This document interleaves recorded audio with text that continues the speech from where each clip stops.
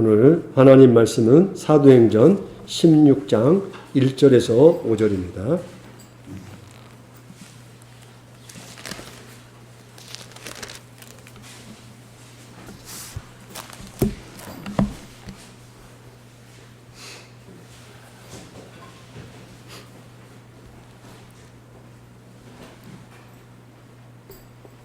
바울이 데베와 유스드라에도 이름에 거기 디모데라 하는 제자가 있으니 그 어머니는 믿는 유대 여자요 아버지는 헬라인이라.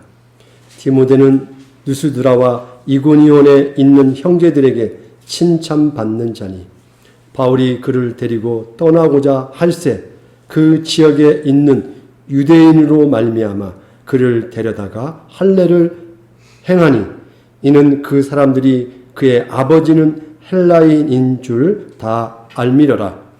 여러 성으로 다녀갈 때에 예루살렘에 있는 사도와 장로들이 작정한 규례를 그들에게 주어 지키게 하니 이에 여러 교회가 믿음이 더 굳건해지고 수가 날마다 늘어가니라. 아멘.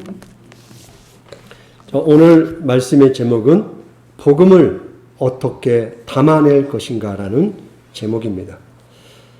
그리스도인들이 복음을 들고서 땅 끝까지 간다라는 것은 단순히 땅 끝이기 때문에 어떤 지리적, 지정학적 공간만을 말하는 것은 아닙니다. 지금 우리가 이 원주에서 예를 들어서 미국 뉴욕에 간다 할 때 지금은 비행기 타고 한 번에 가면 되는 거잖아요. 간단하지 않습니까? 그러나 이 시대, 초대교회 시대에서 우리가 예를 들어 뉴욕까지 가기 위해서 한 번에 갈 수 있는 게 아니잖아요. 예. 육지로 간다면 저 시베리아를 통해서 잠깐 바다를 좀 건너서 알라스카로 해서 캐나다로 해서 미국으로 어떻게 걸어간다든지 그렇잖아요. 배를 타고 하와이까지 가서 어떻게든 가야겠죠.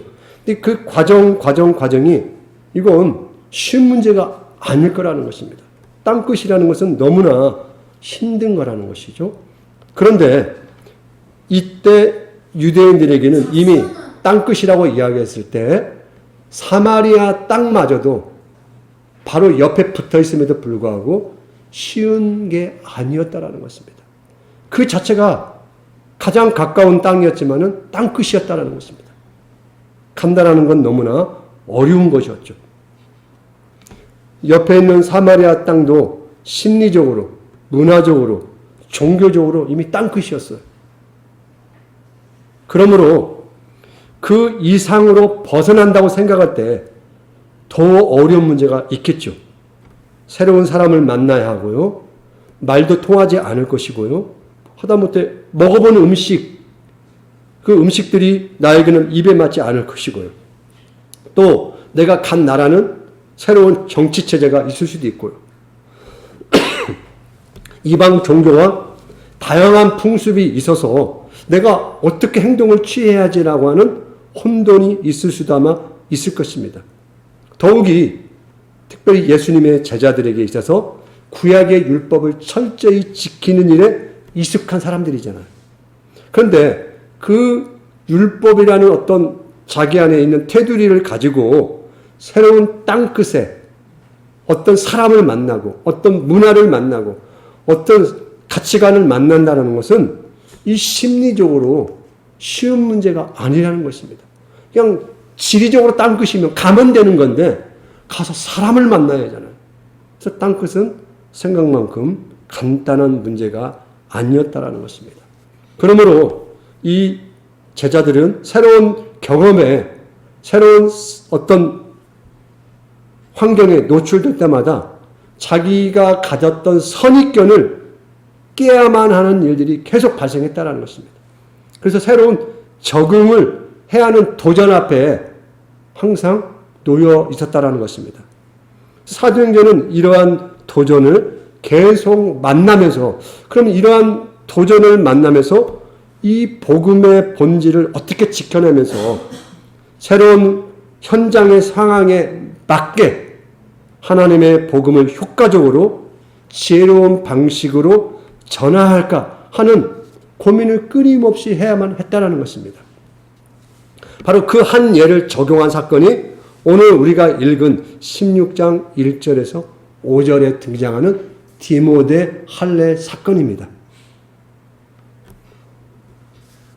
15장에서 이미 할례 문제는 해결했잖아요. 지난주.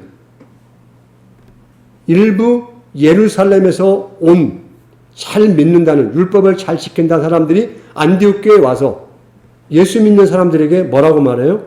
세례는 안 돼. 할례를 받아야 돼. 그 율법을 철저히 지켜야 돼. 라고 말하면서 분쟁이 일어났잖아요. 이 분쟁이 예루살렘 교회 사도들이 해결하지 않았습니까? 이방인에게 율법을 강제하지 말아라고. 그런데 할례 문제로 다툼이 있음에도 불구하고 그 문제가 해결되었는데 왜 갑자기 이 바울은 디모데에게 할례를 행했냐는 거예요.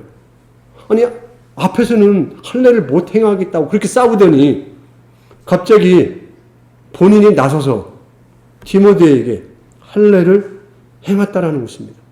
이거 왜 앞뒤가 안 맞을까요? 바울은 이방 지역에서 전도를 할 때 1차적으로 디아스포라라고 하는 흩어진 유대인들의 회당에 들어가서 먼저 복음을 전했습니다. 이게 전초 기준을 삼은 것이죠. 그러면 이제 디모데가 바울의 전도사에게 동역자가 되었어요. 근데 사람들이 이 회당에 출입하게 될 디모데가 어떠한 사람이라는 걸 다 알고 있다라는 것입니다. 아버지는 이방인 헬라인이고 어머니는 유대인이에요. 그런데 할례를 행하지 않았어요. 그러면 그 사람은 이방인과 동일한 거예요. 그런데 사도 바울이 회당에 가서 복음을 전하기 위해 들어가는데 디모데가 할례를 행하지 않으면 입구에서부터 사람들이 막아버린다는 것입니다.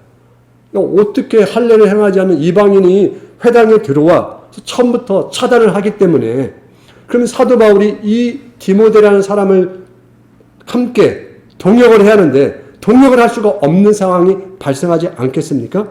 그래서 디모데가 불필요한 마찰로 인하여 매번 회당에 들어갈 때마다 싸우는 일이 발생하지 않도록 하기 위해서 할례를 행했다는 것입니다.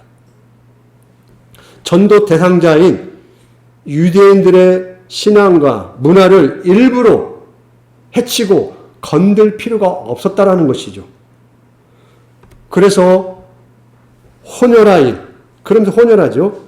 특히 유대인들에게 있어서 사마리아인을 바라보는 시각처럼 바라봤단 말이에요. 디모데는. 사마리아인들이 혼혈하잖아요. 유대인과 이방 민족이 혼혈돼서 제2의 어떤 3의 인종이 나온 거잖아요. 그걸 혐오했잖아요. 디모데는 그와 같은 혼혈한데 할례까지 받지 않았어요. 유대인들이 받아들일 수 있겠습니까? 사도 바울이 들어오니까 더구나 디모데는 그 지역에서 다 아는 인물인데 회당에서 사역을 할 수 없게 된다는 것입니다. 그래서 바울은 디모데가 약점이나 불필요한 충돌로 인하여 복음 전하는 일에 방해가 되지 않도록 하기 위해서 할례를 받도록 본인이 적극 나서서 할례를 행했다라는 것입니다. 그런데 이와 정반대 사건이 또 등장합니다. 여러분이 집에서 찾아보시기 바랍니다. 갈라디아서 2장 3절에서 5절에 보면 오늘 디모데와는 정반대 사건이 등장합니다. 이 일도 사도 바울이 주도적으로 앞에서 이끌고 나갑니다. 여기는 디모데가 아니라 디도가 등장합니다. 디도가 할례를 받으려고 하는데 할례를 받지 못하도록 막습니다. 여기서는. 아니 왜 여기서는 받게 하고 또 갈라디아 지역에 가서는 왜 또 못 받게 했나요? 두 상황이 전혀 다른 상황이었어요. 이 갈라디아 교회는 거짓 교사들이 있었는데 아까 15장에서 사도행전 15장에서 등장하는 사람처럼 예수 믿고 구원받았다는 표를 할례로 결정을 했어요. 네가 예수를 믿어? 구원받았어? 그럼 할례 받았어? 그래서 할례가 구원받은 확증이었어요. 근데 이 디도가 겁이 나니까 받으려고 하면 어떻게 되겠습니까? 그럼 우리의 구원이 할례로 결정이 나는 거예요. 그 사람들에게 그런 믿음을 심어줄 수 있기 때문에 디도야 안 돼 이건. 이건 받으면 안 돼. 그래서 못 받게 했어요 일부러. 복음이 왜곡되어지는 상황이었기 때문에 디도가 할례를 받지 못하도록 하였다는 것입니다. 아니 같은 할례인데 한쪽에서는 받게 하고 한쪽에서는 못 받게 했잖아요. 그럼 그 기준이 뭡니까? 우리가 믿음으로 말미암아 율법의 저주에서 해방되었잖아요. 다시 율법의 멍에를 메어서는 안 되겠죠. 그러면 우리의 구원은 율법을 잘 지켜서 내가 좀 더 도덕적으로 윤리적으로 괜찮은 사람이 되었다라는 사실로 구원을 받나요? 그건 아니잖아요. 오직 예수 그리스도의 십자가의 은혜로 구원을 받는데 할례가 그 중심에 있게 되면 안 된다는 것입니다. 할례가 중심으로 올 때는 바울이 할례를 받을 수가 없어. 그러나 예수 그리스도의 복음을 전하는데 이 할례가 방해가 돼요. 사람들에게 거침돌이 된단 말이에요. 그때는 디모데처럼 할례를 받게 해서 불필요한 충돌을 막았다라는 것입니다. 그러니까 그 상황에 따라서 참 어떤 중요한 결정들을 하게 됐던 것이죠. 뭐 이때는 이랬다. 그냥 마음이 바뀐 게 아니라 복음이 훼손되지 않는다면 전도 대상자의 문화와 관습을 존중하는 유연성을 발휘했다라는 것입니다. 제가 부탄에 왔을 때요. 특별히 그 사람들은 고기를 안 먹습니다. 잘. 그 국가에서 고기를 먹지 않도록 지정한 기간이 있어요. 국가에서 고기도 못 팔아요. 특별히 고기를 먹더라도 개고기를 먹는다는 것은요. 상상할 수 없는 거예요. 그러니까 우리 조상 가운데 이제 사람으로 다시 환생하기 전에 가장 가까운 동물이 개예요. 개는 이 다음번에 사람으로 바로 이제 환생할 수 있는 수준의 동물이에요. 근데 한국 사람이 가가지고 이쑤시개 쑤시면서 야, 이거 먹을만하네 하고 잡아먹으면 어떻게 돼요? 혹시 선교사가 그날로 전도는 끝이에요. 그럼 이럴 수 있죠. 아니, 개 먹었다고 해서 당신 소고기도 먹고 닭고기도 먹는데 그게 무슨 차이가 있다고 해서 그것 때문에 왜 복음을 안 들어? 라고 우리는 말할 수 있겠지만 그 사람들의 문화로서는 받아들일 수가 없는 거예요. 왜 많은 고기 가운데 왜 개고기를 먹어? 우리 조상들 가운데 이제 곧 환생할 텐데. 라고 생각하는 그들의 가치관 속에서 우리가 어떻게 하면 좋을까요? 지혜롭게 다른 종류의 고기를 먹으면 된다는 것입니다. 굳이 나는 개고기를 먹어서 저 사람들의 생각을 깰 거야. 라고 하는 것은 지혜롭지 않다라는 것입니다. 이슬람 문화에 가서도 굳이 나는 돼지고기를 먹겠다고 하면서 돼지고기를 찾아서 먹을 이유가 없다라는 거예요. 그러므로 유연성을 발휘하여 복음이 방해받지 않도록 지혜롭게 행동을 했다라는 것입니다.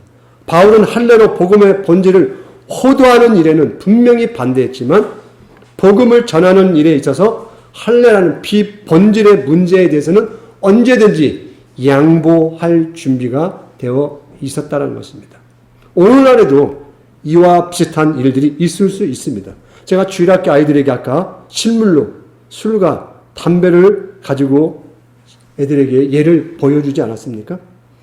우리가 지난주 술, 담배가 분명히 우리의 구원을 좌지우지하지 않는다고 분명히 말씀을 드렸습니다. 구원과 관계가 없습니다. 또한 주일 성소 또 11조 헌금이 여러분의 구원을 결정하지 않습니다. 구원은 오직 예수 그리스도의 십자가의 은혜로만 가능합니다. 그러면 모든 게 이제 가능할까요, 다?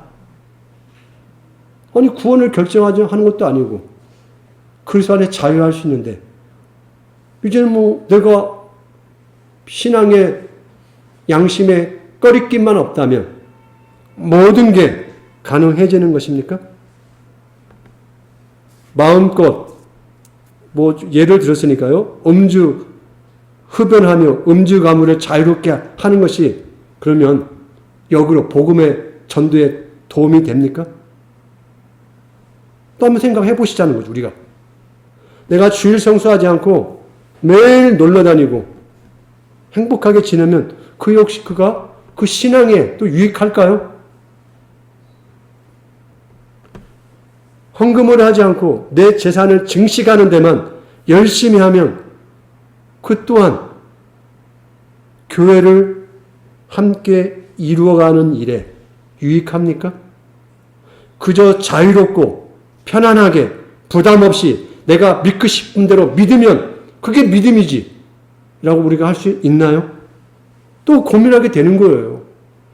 지난주에 우리가 많은 자유를 이야기했지만 또 한편 생각하면 이 자유가 모든 자유 앞에 다 열려 있냐 하는 부분을 또 고민하게 된다는 것입니다. 저는 분명히 이야기할 수 있습니다. 여러분이 혹시 어디 양식집 가서 맛있는 스테이크를 먹을 때 포도주가 나오잖아요. 그 포도주 한 잔 마시는 거 큰 문제 안 돼. 그거 안 먹으면 고기가 맛이 없잖아요. 한 잔 마시세요. 와인하고 같이. 굳이 나는 교회 다니니까 먹을 수 없어. 물론 누군가가 상처받는다면 안 먹을 수도 있죠. 마실 수 있다고 생각합니다. 혹시 여러분이 헌금하기가 어려워서 정말 가정 경제가 어렵고 생계가 위험하면 11조 안 해도 괜찮아요.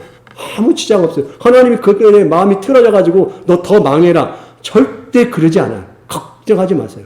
그걸로 생계를 유지하세요. 아무런 문제 발생하지 않아요. 그리고 저한테 이야기하세요. 저희 집 쌀이라도 제가 퍼드릴 테니까. 또 여러분이 직장에서 회식할 때 짠 하면서 위하여 하잖아요. 그럼 그때 짠하고 여러분 같이 한잔하고 소주 한잔 마시면 여러분 어떻게 돼요? 그 순간 기독교인이 아닌 겁니까? 마실 수 있어요. 한 잔. 아무 문제 안 돼요. 그런데 우리가 누군가가 때리는 그 일이 복음 증거에 방해가 된다면 포기할 수 있냐 이거예요. 제가 군에 있을 때요. 제가 실수로 화가 나서 이 새끼 한번 제가 그런 적이 있어요. 예. 외부로 제가 군대 3년 동안 한 번도 욕을 해본 적이 없는데 화가 나서 이 새끼 했더니 주방에 있던 그 식사를 담당하는 병사들이 저를 다 쳐다보는 거예요. 그럼 뭐라고 하면 너도 욕을 하냐? 순간 얼마나 당황이 되든지요. 그럼 속으로 그러죠. 그럼 나도 할 수 있지. 그럼 니들만 욕하냐? 그럼 제가 뭐 큰 욕을 한 것도 아니고 이 새끼 그 한마디가 이 주방에서 일하는 사병들 다 쳐다보는 상황이 됐다는 거죠. 그게 그 사람들이 저 사람들 욕하는구나. 인간적이야. 참 매력 있어. 이렇게 받아들이냐는 거죠. 그렇지 않다는 거죠. 뭐 별 볼 일 없네. 그리고 회식하게 됐는데 제 아래 후임병이 그러더라고요. 다들 술을 먹는데 제가 먹지 않고 있으니까 제가 그 후임병한테 물어봤어요. 만약에 지금 네가 내가 교회 다니는 줄 알고 신학생인 줄 아는데 내가 술을 한 잔 먹으면 너 솔직히 말해. 이 사람은 호통하고 좀 관용이 있다라고 느껴지냐? 내가 날라리 신다라고 느껴지냐? 솔직히 이야기해달라. 평소에 권하거든요. 한 잔만 마셔줘요. 한 잔만 막 그러거든요. 한 번을 먹지 않았거든요. 제가 질문했죠. 어떻게 솔직히 이야기를 해달라고 하니까 아마 마셨으면 자기는 인정하지 않았을 거래요.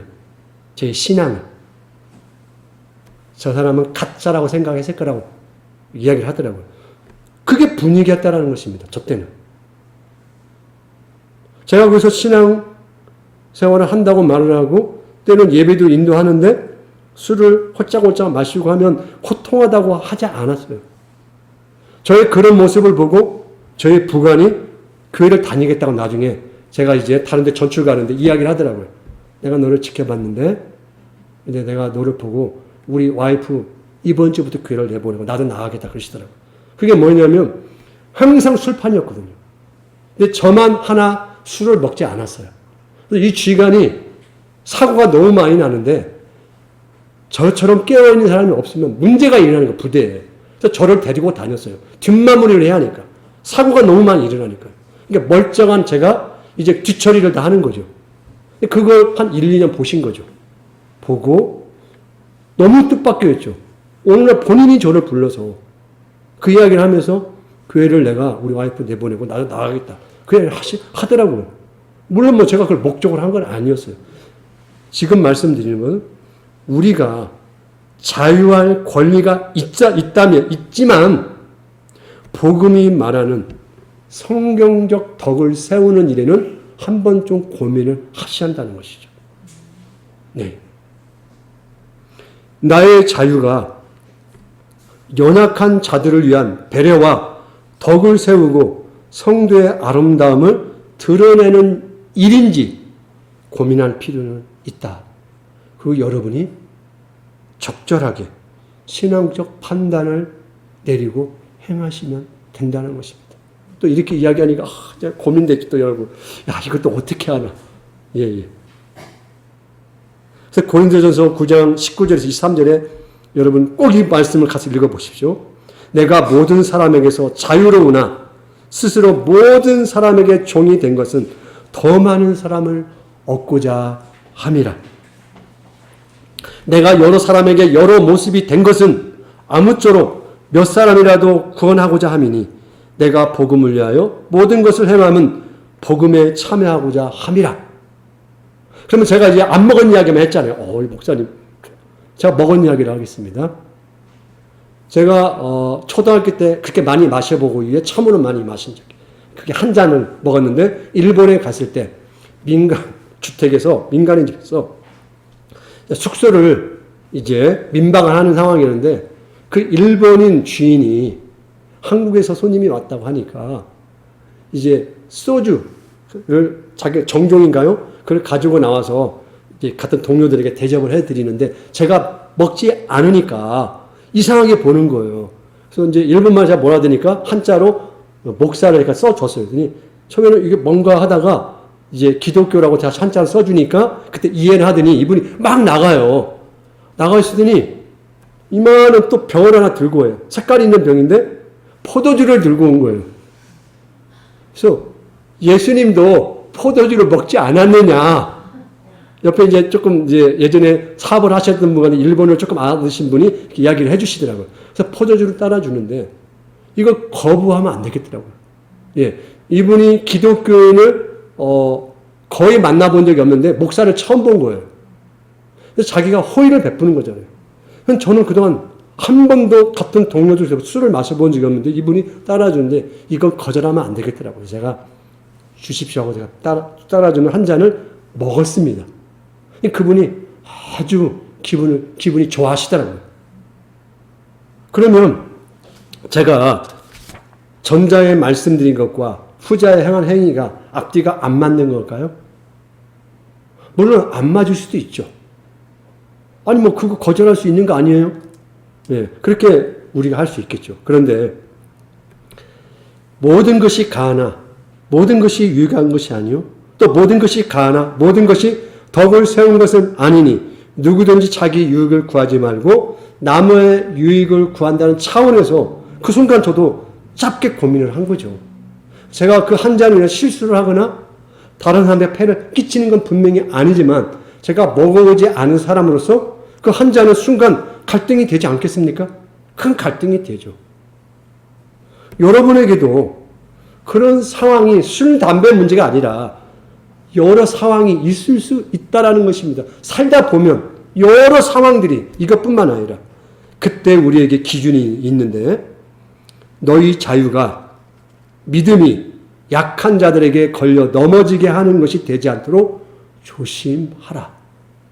절대를 이야기하는 게 아니라 조심하라라고 우리가 주의할 것을 부탁하고 있다라는 것입니다.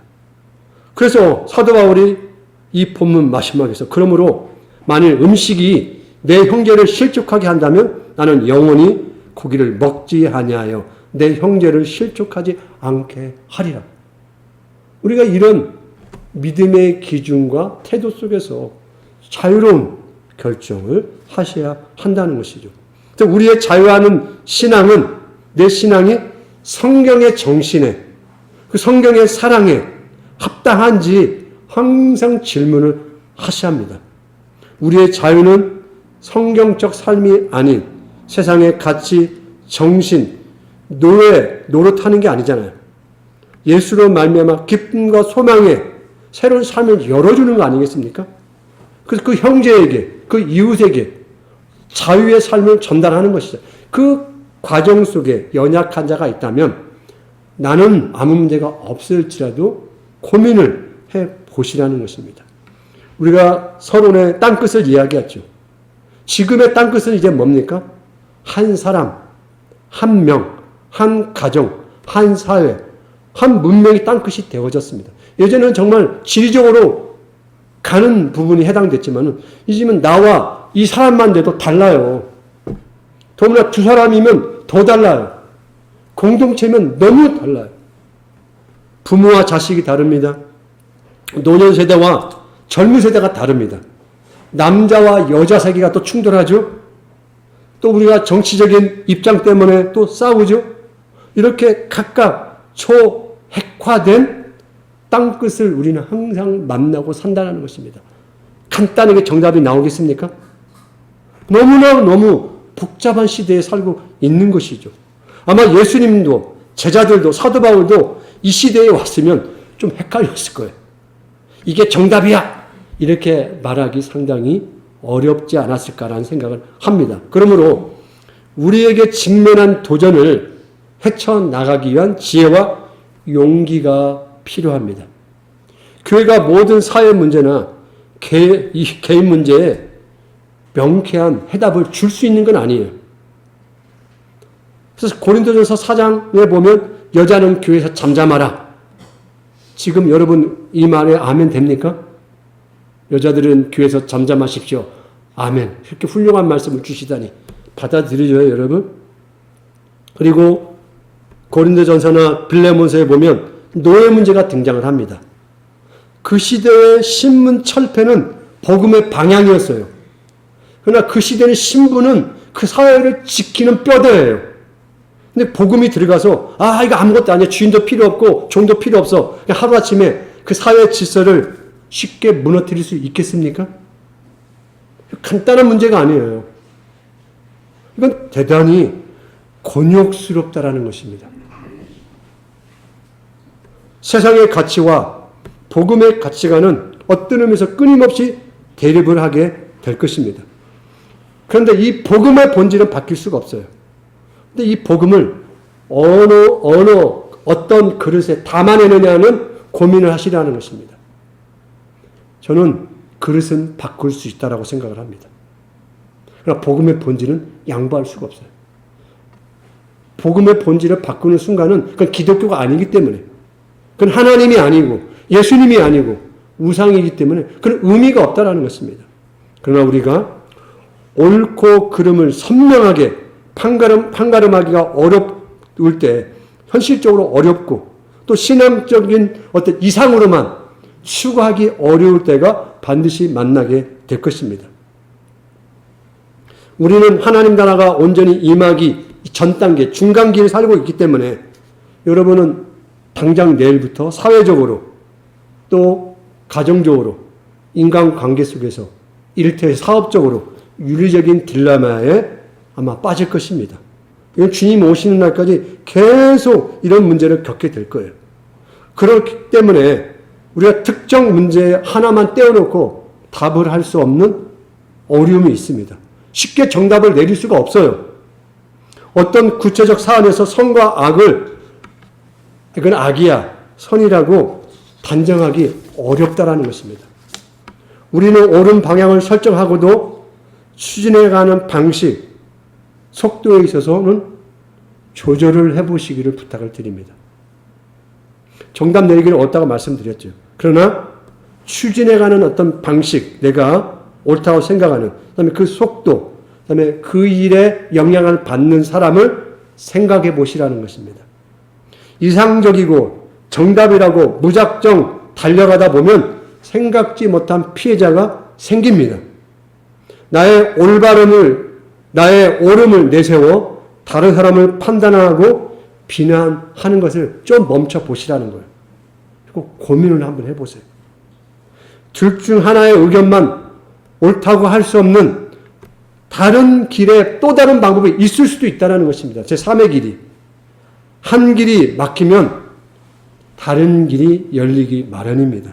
나의 계획과 방법만 고집하지 말고 열린 마음으로 그리스도인의 열린 사고를 어떤 사안들을 좀 더 여유롭게 봐주시기를 부탁을 드립니다.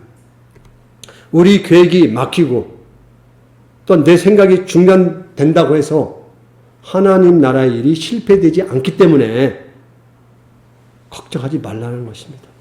여러분이 제가 말씀드린 것을 고민하고 결정을 내렸다면 그 결정 내린 거 안에서 성실하게 감당해 보십시오. 아니면 이게 아니구나. 그 다음 또 한번 고민해 보십시오. 그리고 또 아닐 수도 있지 않겠습니까? 그러면 또 수정을 해보시라는 것입니다. 그러면서 하나님이 우리에게 열어주신 자유가 어떻게 완성으로 만들어지는가, 그걸 보는 것입니다. 한 번에 쉽게 단번에 되지 않는다는 것입니다. 여러분 삶이 그렇잖아요. 솔직히 말을 하면요.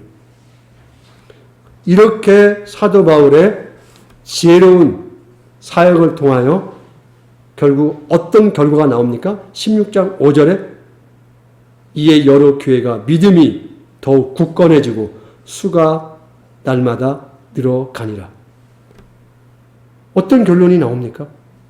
혼란스럽고 마치 어떤 게 정답인지 모를 것 같은 결정들을 내리고 하는 것 같은데 15장 36절은 어떤 일까지 벌어집니까? 이 사건이 있기 전에 바울이 바나바와 싸움을 해요. 멱살을 잡았는지 모르겠어요. 아마 저는 멱살 잡았을 것 같아요.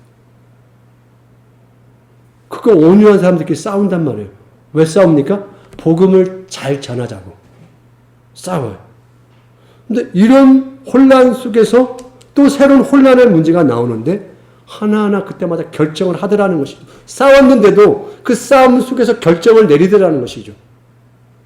그리고 교회가 어떻게 되도록요? 하나님의 교회가 견고하게 세워지도록 구원을 받은 자가 수가 늘어나도록. 이건 우리가 낼 수 있는 결론이 아니잖아요. 솔직히요. 사도 바울과 바나바의 싸움을 통해서 이런 결론이 나올 수 있겠습니까? 또 바울이 할례를 주었다 안 주었다 이게 갈팡질팡하는 일관성 없는 것 같은 이런 태도로 말미암아 하나님의 교회가 든든히 설 수 있을까요? 우리는 일관성이 있어 보이는 게 좋잖아요. 근데 그렇지 않더라는 것입니다. 왜? 하나님이 일을 하시다라는 것이죠.